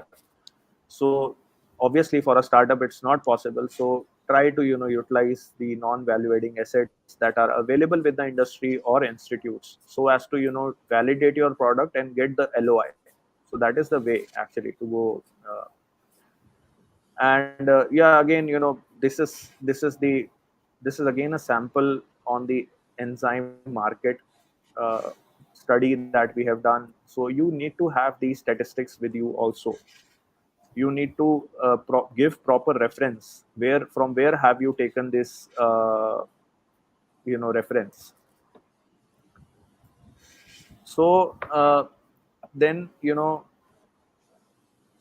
yeah, so this is again bioethanol market, some of the projections, how the industry is going. And now I think the blending has been the target of blending has been accelerated. So initially it was somewhere around 2029 or 30. Now recently I was going through, it has been shifted to 2025 for 20% blending. So that is how the market of biofuel, bioethanol is actually rising. Yeah, so these are like some of the slides. Then competitive advantage, you have to spend some time on that, how your product is actually better uh, than they're out in the market. So this is very important when you are interacting with the investors. This we have done for all the 4 enzymes. Then for the pellets also, who are the providers. So in our process we have demonstrated a increase in calorific value of 10 to 15%. So, and yeah, business model is very important. You should have, thorough knowledge on the business model, what is meant by, say, EBITDA, earning before income tax, what is NOPAT, like net operating profit after tax. So when you are interacting with, the agencies or peers in this domain, so they expect you to, be thorough with all these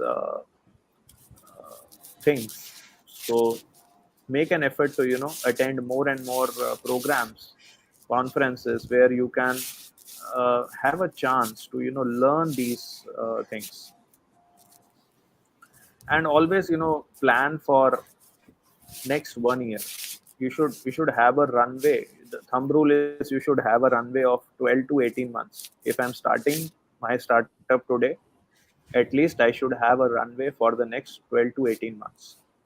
If you are going for, say, funding, so make sure that you have a runway so that you have better negotiations. You can, plan your experiments, you can plan your validations. So you should take care of this thing also. Yeah, finally, ingredients of a pitch deck, how, a pitch deck should look like. So keep it brief, I would say. Don't make it text heavy. uh, it should be 8 to 10 slides. You should be able to convey your idea in a maximum of, say, 5 minutes. uh, One slide on the problem, 1 or 2 slides on the solution. Do not go into detail explaining the technology. Only 1 or 2 slides with possibly real time images or validations is good enough. If you have some, publications, so take the screenshot of those publications. If you have patents, take screenshot of those. You need not explain into detail. You just need to say, sir, I have published 4 research papers which are published in international peer reviewed journals. Sir, I have 2 patents. You can go through, this is the link. That is enough. These 10 seconds are enough to explain the credentials for your technology. Just quickly come on to, how, it will generate revenue, how it will, results in a viable business model. That is what investors want to see. So, and, just, if you have a validation, sir, this is the validation from Britannia that we got for our enzymes. They tested our enzymes and they have given us a letter of intent for supply of this much quantity of enzymes by this much time. Sir, I need this much quantity of funds, and this is the breakup. This is the capital expenditure which I'll need to spend the funds for developing the facility. This is for the operational expenditure, and these are the projections. I will reach break even in this and this time, and our products are highly competitive. The advantage against the existing competitors is that we only require this much loading. The processing time is reduced to this much. And sir, this is our team. This is how, you should quickly give a message, like you and I are talking real time. So don't go for the PPT in a very traditional way that we are used to in academics. So this is, something that uh, I've shared from my own experience, and feel free to, connect with me. I'll drop down my LinkedIn connect. So we also have a community in LinkedIn where, we share a lot of ideas. We share lot of new things that are, the in demand today, like protein from this insect based proteins. Like there's a lot of trend on uh, vegetarian, meat. So there's a lot of things happening at this point, and there's a lot of funding for the sustainability startup, let me tell you. So you just have to be, at the right place at the right time. And now, with the extensive network of incubators that we have across the country, so there is no reason why, you cannot raise some funds to validate your idea or prototype. So with this, I wish you all the very best, and I thank my sincere gratitude. I express my sincere gratitude to Professor Moni for giving me this opportunity to share my experience with the young techies and future entrepreneurs. So thank you so much, sir, for your invitation. Thank you very much, uh, Dr. It's a very important journey. Even though the talk is on experience, you can come to the slide. You can come to the you can come out of the slide Yeah. mode, presentation mode. It is a very important talk on experience sharing an entrepreneurial journey in secondary agriculture. And I hope that Dr. Professor Patil from University of Agricultural Science is on, connected. Mr. Manish, can you connect him? Mr. Manish, I'll ask him. He is watching. He also talked on secondary agriculture. Mr. Manish, can you connect Professor Patil? His device is not connected. He is there, but he didn't allow mic and camera, so that we Okay, cannot. fine. No, he's joined. Oh, Yes, is it? okay. Yes, Professor Patil, and you have been watching, and uh, you delivered a talk on farm-linked activities and secondary agriculture. Today, Dr. Siddharth Arora talked on experience sharing on entrepreneur's journey in secondary Not agriculture. audible, sir. Not audible. Hello, Professor Patil. Sir, not audible. I'm not audible. So we can hear you. We can hear you. Hello? Hello? Dr. Arora, are you able to hear me? Yeah, perfectly. Okay. Okay, so just disconnect and connect. It will work. Dr. Patil? Sir, Patil sir, mic is not connected properly, sir. The mic and the speaker is not connected properly. Okay. So let him connect it. Let me summarize that what Dr. Arora talked about it. It is a very Can you important hear me, journey sir? which hello, Dr. Patil, hello, Hello. hello, Professor Patil. I think there is some issue with respect to the audio. Okay, so Dr. Siddharth Arora talked his journey, and he shared his lot of points for the benefit of the young entrepreneurs who can learn from his experience. And I'm very happy that Dr. Arora, you have come out very precisely that how young entrepreneurs should start their journey, and it is it's a big learning material. And as I said it, that agriculture waste, it is worth of about $19 billion. Today you talked about your vast experience, and you come out with how to go for the various aspect, how to even to look into the problems, how to understand the problems, how to approach the agency, and how to present to the agency for funding, and how to approach the industry. And you have come out with very important points, how to state the problems, how to project the solutions which you would like to achieve, how to look into competitive landscape, how to appropriately put the value proposition, and without a business model, no funding can come, investment can come. And then the customer acquisition strategy, and you go to the market strategy, market research, scientific research, and it's a very important points which you have come out with, that I was deeply involved, interested, and immersed in your talk which you are doing it.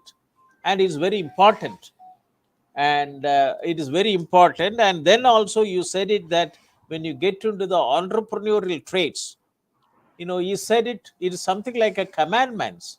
It's a open to a different perspective, adopt a customer centric approach, and identify that NVA, and monetize it, and then also have a zero inventory and pay for what you use approach, and build a platform around your product. It's very important. Today technology is available, and last mile user connect, develop techniques for interaction with the customer, and define value proposition, discover your unfair advantage, innovation as a business strategy, and identify sweet spot and focus on value addition, and identify your sweet spot. It's very important. There also you used a different slide, that where your sweet spot will be identifiable. Look into your business goals, you look into your user goals, and you look into the technical capabilities, and then you have using that Venn diagram, and you get to do that, the sweet spot. And then you also tell that agriculture waste is not a waste. You said it, very important, gold mine. It is circular bioeconomy. That's why in my introduction I also talked about circular bioeconomy, and previous speakers talked about it. And it's very important that you also talked about it. And then you say there's a very big market for enzyme. You talked about 4 enzymes. How you validated, have you clarified, and how you are connecting with your value added networks. And you also finally you end up that that no shortcut for startups, no shortcut in startups, and no shortcut and off startups. The thing is that you clearly get it. There is not startup for startups, in startups, and off startups, and by startups. It is like a democracy is it's by nation, for nation, and of nation. So this you very nicely brought it out. I really enjoyed, and also said it, that when you wanted to present how your pitch deck should look like, and is like you are really turned to be a teacher, because you are based in a big institute, IIT Roorkee. And this made me that how your startup, your venture, and an institution like Shobhit Institute of Engineering and Technology, deemed to university, which has established 5 centers of excellence. And we work on Center for Agriculture, Informatics, E-Government Research Studies, and Value Chains. And you can see that how we are involved with policy making with the government, and how we also propagate this using internet, as to how to go for national webinar series and doubling farmers income, how to generate agri startup in every gram panchayat. So this I would like to see, that how both of us can join together, and even to have a 3 months diploma program as to how to establish, train startups who want to who has knowledge in biotechnology, but he would like to inject into the agriculture waste to establish replication of scalable framework of your startups, how to do that. And before you react, and I would like to request Professor Patil.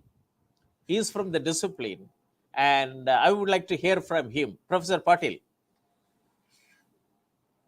Sure, sir. Yeah, Can you please. audible? Yeah, audible. Am I audible, sir? Yes. Okay. Oh, thank you for this invitation today. I am highly indebted to Professor Moni, sir, and for inviting me, because usually I used to go through the YouTube links, all the series lectures. That made me to give one day lecture also. So today he has asked me to join this one, but really, Siddharth, I will tell you, uh, the Shobhit University caption is there that education empowers. So I say you are educationally empowered entrepreneur. I can say this much because, as your name No, suggests, Thank you Siddharth, so no, much. there is you are a real you Buddha. I you can have say. to Okay, you have to don't mistake repeat. me another way. No, See, the way you have Professor put it, Patil, it's just Professor wonderful. Patil. I can say, Professor Moni, sir, it is one of the best sessions that I have heard and that have gone through. It is must actually. It is a must. And the last slide you presented, no, the documentation that shows the strength of our Indian incubation centers. People unnecessarily comment on the government openings or government leads in making all startup networking and facilitations, and hardly people they know what is the importance of incubation centers. But today you told it is a tax paid people institution 100%. You have brought laurel to that incubation center. I can say I must appreciate you and I acknowledge, okay, the efforts put by Honorable Prime Minister Sri Narendra Modi in this time, and people like Professor Moni sir. Always he chases us actually. So he will not leave us to sleep. He's just like Al Abdul Kalam ji. Okay, he always keeps us to create some dreams and chase the dreams. So today I'm really surrender to you, Mr. Siddharth. I can say No, because thank see, you so not much, only sir. your journey, it's just like I'm feeling. I used to tell to Moni sir, let us make your series into OTT platforms. Okay, movies like. So today I felt I'm screening a OTT. Okay, directed by Sidharth and produced by Dr. Moni. So it is a must actually. See, I am also I have taken VRS from professorship recently with this motto only. Now this month I am getting registered my academy that is called Ayodhya Crops Academy. Okay, you have taken the name of Jabid here academy in the same line. Okay, I want to introduce this academy for making farmers industry ready. Okay, it is not APMC ready or market ready. I want to make my farmers who are coming from academy industry ready. See, you have shown, thank you, sir. You have shown there is no waste life. It's all remains. Okay, that remains carries 10 grams of gold or 1 carat of diamond. We don't know, or it is a platinum. Okay, the you have set the path. Okay, and the pathfinder is again Professor Moni, sir. Okay, his elderness and his the feeling and the concern, no, it's nothing but national service, I can say. Okay. See, and especially primary industry to secondary industry and tertiary industry, you have shown the traceability that I liked very much. See, so many people they make industry and they say it's my produce and this produce, but along with validation, you have shown the traceability. Okay, so that is must actually. Let us make it open and show this is the problem and this is the issue and this is the outcome. Then people will trust us, either domestic or international. What is international people? They are open, most of them. Okay, although they tend to open, I don't know, but we feel that they are more open than us in many issues. Okay, but see, I'm surprised to see that peels have got that enzyme. Okay, orange peels, so it's a big as it justifies the efforts put by Dr. Ashok Dalwai and Moni sir in doubling farmers income committee. Okay, this gives a meaning, valid meaning for that committee efforts, the committee writings and committee propositions. So this must be known to our farmers. Nothing is waste in your farm, whether we use it for next industry or domestic or even house for food. See, secondary agriculture nowadays we say only ends with the food products. Everybody is after food, processing food. No, processing food is more than enough in our India, in our country. Food is more means in the form of crops, but now it is high time to make. Yes, we are also industrious. Once we had this industry in spice, okay, spice we have a history. isn't it? We are the best, what you call the spice businessmen on the earth with our rich culture and heritage.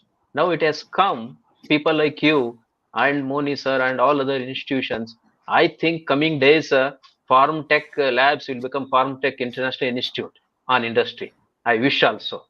Okay, because we are very clear, I can say, because I have taught many students, but many of my students have become IAS, IPS, KS, all those things, but some have become industrialist also. But today only I write to them, you become Siddharth Arora. Okay. Thank you so Because much, Professor sir. Moni is there to patron us for all our deeds and this thing. So it's a wonderful lecture. Yes, I have one FEC, farmer producer company with me, with 350 farmers and 2000 plus acres of farm. Whatever I say, they are ready to do it. What I want to say, for example, you have shown the linseed flakes, oil seed flakes for industry purpose. Yes, and pellets you made a mention. Today evening, I have called the Gromore company, Bamboo. I met there was industry Professor Bharati and Panir Selvam last week in Bangalore. I requested them to call a meeting today with my all farmers. What is the use of bamboo in making the pellets required for the thermal power corporation? Okay, so as you told, once you start any event or the farm, you must visit the industries first, stakeholders first. Okay, that's already I'm doing it. Now I feel proud that yes, I've done a good job. Okay, I have met almost many industries during my 2-3 visits. Started from Sayadri farms, then I went to Baramati, then I went to Bangalore, meeting all natural remedies, all aromatic medicinal crop industries. What is their requirement? What actually they expect from the primary industry? Okay, so this is the way. Let us get communicated and connect in coming days through Professor Moni sir. Okay, let us do some good things to our country. Okay. Thank you very much, Definitely, and sir. I wish you all the best, Siddharth. It's just wonderful. Hats off to you. Thank you. Thank you so much, sir. I'm overwhelmed with your blessings, and this really motivates us to, keep on contributing, keep on sharing, and at the same time, we also learn from each other. It's not So audible. I look uh, okay. So I look forward to meeting you in person, sir, soon, and I'm grateful for your blessings and your wishes, and also grateful to Professor Moni sir for connecting us and giving us me the platform to share my experiences, and really very happy. Thank you so much. Thank you very much, both Dr. Siddharth and Professor Patil. I thought that this is very related because Professor Patil talked in the same webinar series, talked about farm linked activities and the importance of secondary agriculture. And today, as he very rightly said, and I think while he was talking, there are a lot of internet bandwidth issue, and hope that it is recorded properly.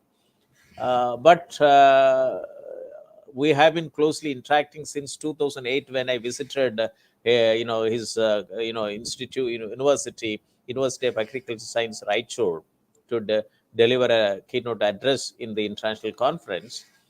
But it is very important that today, what the takeaway which I am, benefited from this webinar is that Professor Patil said it, that the time has come to establish Farm Tech Lab Institute. Farm Tech Lab Institute. It's very important. I have been voicing that the country needs one agri-tech startup in every Gram Panchayat. We got about 6.25 lakh villages, 2.25 lakh Gram Panchayat.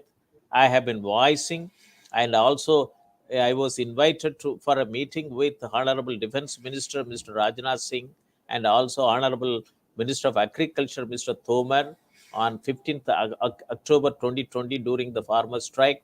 I told the same thing, that with the 7 mission board programs of doubling farmers' income by 2022, which talks about total digitalization of Indian agriculture systems. If all IITs, all IIM, all NITs, all triple ITs, all central universities Agricultural University, ICR institution, and 4,500 engineering colleges who teach computer science, and 30,000 non-engineering colleges who teach computer science. If they teach this 7 mission mode program on digital technology in agriculture, and Indian agriculture can be, it is a gold mine. And this is very important. And that's how I thought that, let us have this webinar series. This is what I told on 7th October when I had a meeting with the Honorable Principal Secretary to PM, Dr. PK Mishra, whom I knew him when he was the Agriculture Secretary in 2008. And I told him that, sir, this is what I'm doing it, and I need your help. How to have one, that 2.25 lakh agri-tech startup to be established in the country. How to help 14.5 crore operational holders through digital technology. So, and there is a recommendation, there is a doubling farmers income by 2022 committee report. And the chairman has made the digital technology chapters as a separate volume, 12B. And how to undertake, involving, since India is an agrarian economy, why can't every institute to do research with respect to Indian agriculture? So it is a must whether they teach agriculture science or not, non-agriculture science, because agriculture discipline provides a lot of non-farm related activities, research, like Dr. Siddharth Arora. He is now doing wonders. It was endorsed by a person like Professor Mahantesh Patil. He himself is an agriculturist. He studied agriculture science, did research in agriculture science. He was an academician, and now he took VRS to get into make agriculture as an industry. So a person has acknowledged your contribution, Dr. Siddharth Arora. My request is now that how three of us can join together and establish an incubator for agricultural waste in the Shobhit Institute of Engineering Technology. You are given a lot of framework and so on and so forth. Let us join together, and I will request you to sign an MOU with the university. Let us join together, and we three, try to develop an incubator to house about something like 125 startups to work as an incubator. Startups to work from this institute to help the entire Uttar Pradesh. And that is the journey which I would like to do that, and then propagate and throughout the country. In many colleges, after listening to this webinar series, they would like to join. They would like to establish, incubator club in their colleges, and they want that Shobhit Institute of Engineering Technology should be the mentor. And yesterday I received a call from Sheshatripuram Degree College, Mysuru, and they would like to have a coconut value chain. How the waste from the coconut can be used for an entrepreneurship, women entrepreneurship. So today, I hope that they are also watching this program today. And Holy Cross College from Nagarkoil, Kanyakumari district, Tamil Nadu, they also signed an MOU. So this is how that under the new education policy, every university, they have to see India as a focus. Then they will have a lot of problems to work, not look with respect to the own campus, not even outside the campus. But this is a time, an opportunity to see India as a focus, and also all the developing countries who have got diplomatic relation with India as a focus. African countries, they would like to have technology from India. As far as agriculture is concerned, it is a similar situation, small farmers, operational holders. And fortunately, we have 127 agroclimatic zone, 365 days of sunshine, and smallholder farmers. So we need to generate a lot of technology enabled,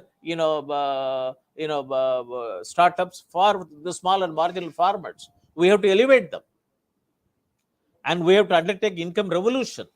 And you said that every season come out with agriculture waste, 300 million tons, only agro waste. But what about the industry waste? So today talk is fantastic, Dr. Siddharth Arora, and you also really infused me enthusiasm. I'm at the age of 70. Now, by listening to your talk, now I feel that I'm 20 years younger to work with you, to walk with you. And so it's very nice. Let us join together, but let us work, let us create an incubator exclusively to work on that, this how the secondary agriculture can bring in lot of income to the farmers. I think Dr. Amit Bharati is sending a message. Thank you, Dr. Sidharth. It is very insightful.